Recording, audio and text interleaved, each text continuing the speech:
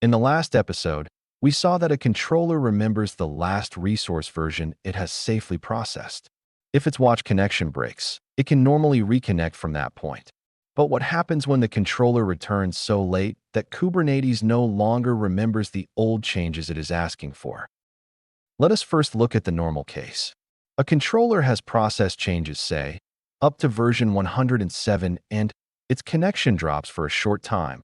But in this case, the cluster still retains the changes that came after that point. Once the controller comes up, it asks to watch from version 107. And since that version is still available, the API server can send versions 108, 109, 110, and so on. A brief interruption, therefore, is just a reconnect, not a rebuild for the controller. Now consider the harder case. The controller stopped at version 101 and remained offline much longer, and while it was away, pods were created, updated, and deleted, and the cluster moved far ahead. Now, you may think it seems safer to keep every old version forever, but every change consumes storage, indexes, and processing work. In a busy cluster, that history would continue growing even when nobody needs the oldest revisions anymore. And this is why etcd removes old revisions from time to time.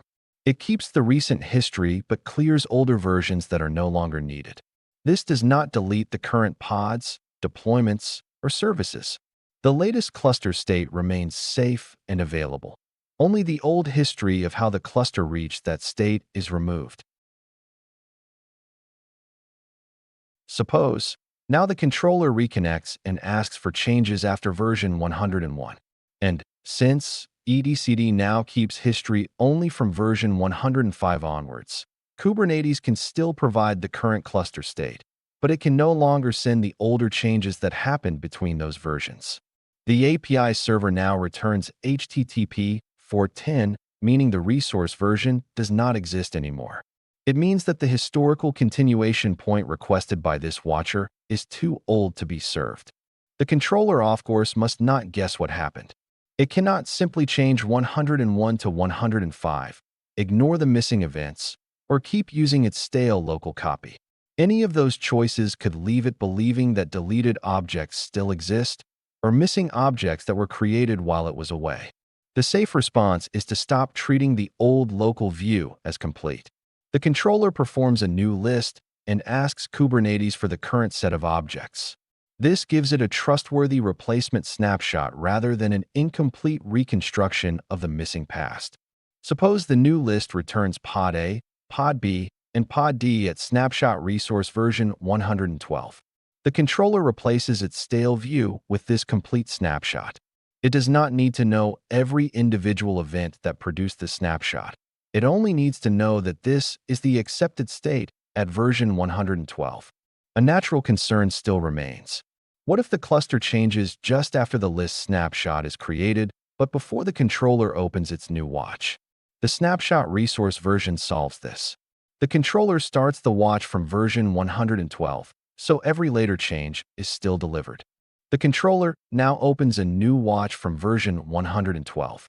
And the API server sends the changes at 113 and 114, and so on, as these are recent changes. The controller applies them and is once again following the live cluster. This recovery path is not a rare emergency trick. A reliable Kubernetes watcher is designed to handle disconnects, expired history, relists, and retries as part of normal operation. The controller's goal is not to preserve every network connection. Its goal is to rebuild a correct view and continue. The deeper engineering idea is simple. A system does not need infinite history in order to recover. It needs a trustworthy current snapshot, a precise bookmark for that snapshot, and a continuous stream of everything that happens afterward. So the complete recovery sequence is: detect that the old watch can no longer continue, request a fresh list, replace the stale local view, remember the new resource version, and open a new watch from that point. The controller may lose the old event-by-event story, but it does not lose the ability to become correct again. But this recovery pattern creates another scaling question. A cluster may have many controllers interested in the same pods.